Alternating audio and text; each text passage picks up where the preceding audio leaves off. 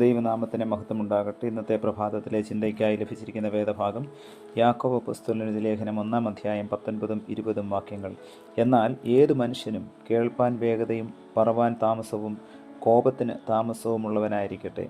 മനുഷ്യൻ്റെ കോപം ദൈവത്തിൻ്റെ നീതിയെ പ്രവർത്തിക്കുന്നില്ല. ഒരിടത്ത് ക്ഷിപ്രകോപിയായ ഒരു ബാലൻ ഉണ്ടായിരുന്നു. മകൻ്റെ ഈ സ്വഭാവം കൊണ്ട് പൊറുതിമുട്ടിയ പിതാവ് അവൻ്റെ കോപിക്കുന്ന സ്വഭാവം ഒന്ന് മാറ്റിയെടുക്കുവാൻ തീരുമാനിച്ചു.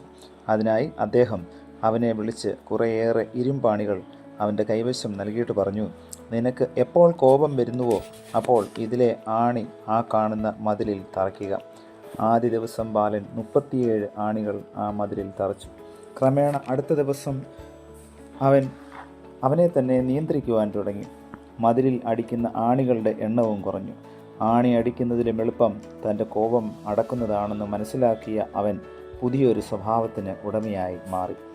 പിതാവിൻ്റെ അടുക്കൽ ബാക്കിയുള്ള ആണിയുമായി വന്ന അവനോട് അച്ഛൻ പറഞ്ഞു, ഓരോ ദിവസവും നീ അടിച്ച ആണികൾ ഓരോന്നോരോന്നായി ഊരിയെടുക്കുക. അങ്ങനെ കുറേ ദിവസങ്ങൾ കൊണ്ട് അവൻ ആ ആണികളെല്ലാം ഊരി. അച്ഛൻ അവനെയും കൂട്ടി ആ മതിലിൻ്റെ അരികിൽ ചെന്നിട്ട് അവനോട് പറഞ്ഞു, മകനെ, നിന്റെ ജോലി നീ ഭംഗിയായി പൂർത്തീകരിച്ചു. എന്നാൽ നീ ഊരിയെടുത്ത ആണിയിരുന്ന സ്ഥലം നീ ഒന്ന് സൂക്ഷിച്ചു നോക്കുക. അതൊരിക്കലും പഴയതുപോലെ ആകില്ല. നീ ദേഷ്യം വരുമ്പോൾ പറയുന്ന ഓരോ വാക്കും ഇതുപോലെ ഓരോ പോറൽ മറ്റുള്ളവരിൽ ഉണ്ടാക്കും.